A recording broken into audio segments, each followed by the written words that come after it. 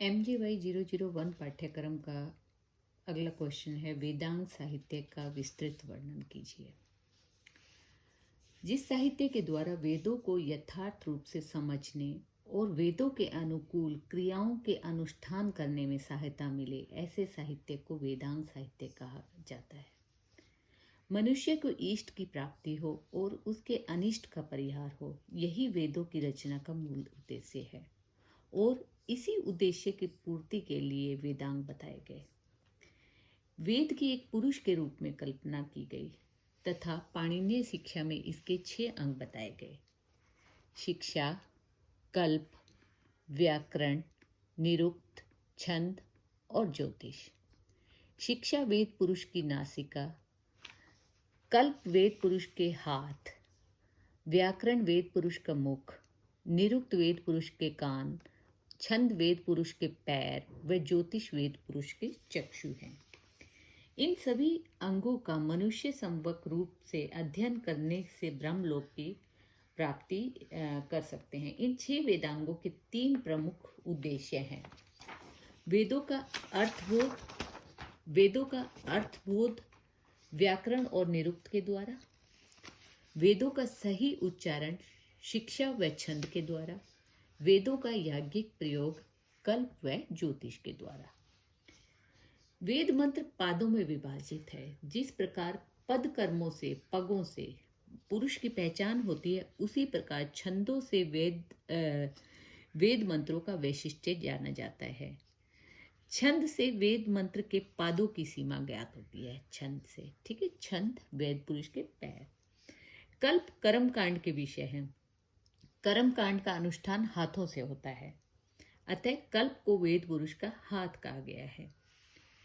ज्योतिष के द्वारा कर्म अनुष्ठान के काल पर दृष्टि रखी जाती है, मतलब किस समय में क्या कर्म करना चाहिए, तो ज्योतिष वेद पुरुष के चक्षु कहलाए गए।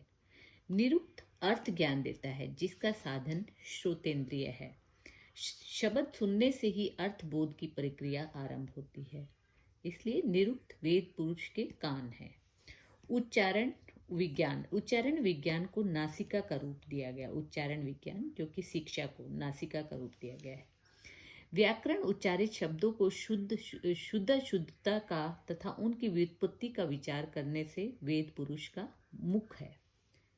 ठीक, अब इस प्रकार अब हम वेदों के अंगों का विस्तार से वर्णन करेंगे। शिक्षा, जिस शास्त्र में वर्ण, स्वर, मात्रा, उच्चारण का उपदेश हो उसे शिक्षा कहते हैं। इस वेदांग के प्राचीनतम ग्रंथ प्रातिशाख्य हैं। वेदों की प्रत्येक शाखा के उच्चारण की प्रक्रिया को अलग अलग बताने के कारण ये प्रातिशाख्य कहलाते हैं। ये ग्रंथ ध्वनि विज्ञान की प्राचीनता के परिचायक हैं। कल्प ब्राह्मणों के विधि वाक्यों में कर्मों का निरूपण है। ये कर्म श्रोत और गृह कर्म के रूप में हो सकते हैं। कल्प के 4 भेद होते हैं: श्रोत कर्म, गृहसूत्र, धर्मसूत्र, श्रोत सूत्र, गृहसूत्र, धर्मसूत्र और शुल्भ सूत्र। श्रोत सूत्र में ब्राह्मणों द्वारा वर्णित यज्ञ यज्ञादि विधानों का वर्णन है। गृहसूत्र में गृहस्थ जीवन से संबंधित धार्मिक अनुष्ठानों, संस्कारों, यज्ञों तथा अन्य कृत्यों का वर्णन है। धर्म सूत्र में सामाजिक जीवन के नियमों, क्रियाकलापों तथा आचार विचार का वर्णन है। ये धर्मशास्त्र कहलाते हैं। शुल्ब सूत्र में यज्ञ वेदिका के निर्माण की विधियां वर्णित होती है। तीसरा अंग है व्याकरण। वैदिक भाषा के पदों की रचना को स्पष्ट करने के लिए इस वेदांग का विकास हुआ, जो कि क्रमशः लौकिक संस्कृत की परिधि में आकर एक महत्वपूर्ण शास्त्र बन गया। इंद्र को प्रथम वैयाकरण कहा जाता है। संहिताओं का पद पाठ करने वाले लोग ही प्रथम वैयाकरण थे। व्याकरण के 5 प्रमुख उद्देश्य बताए गए हैं। वेदों की रक्षा, यानी वेदों के मूल पदों को समझना।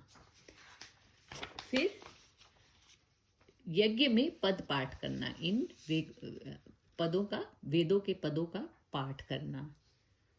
तीसरा, प्राचीन उद्धरणों से व्याकरण के महत्व को समझना। फिर भाषा शिक्षा के लिए लघुतम साधन का होना और भाषागत संदेह होने पर उसका निराकरण करना, ये व्याकरण के 5 उद्देश्य हैं।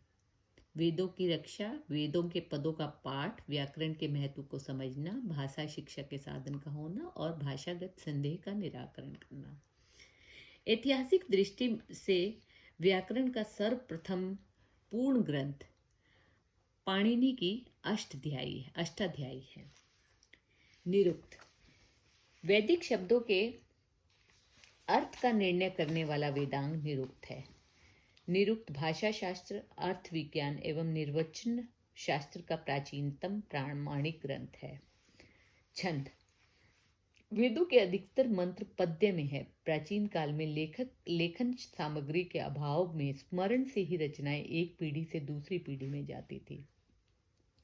स्मृति की दृष्टि से गद्य की अपेक्षा पद्य अधिक अनुकूल था। पद्यात्मक मंत्रों के सही उच्चारण, समुचित स्थान पर विराम इत्यादि के लिए छंद का ज्ञान अनिवार्य है। ज्योतिष, वेदों में निहित कर्मानुष्ठान का समुचित काल जानने के लिए वेदांग के रूप में ज्योतिष शास्त्र का उपयोग होता है। लगद रचित वेदांग ज्योतिष नामक ग्रंथ इसका प्रतिनिधि ग्रंथ है। Thank you.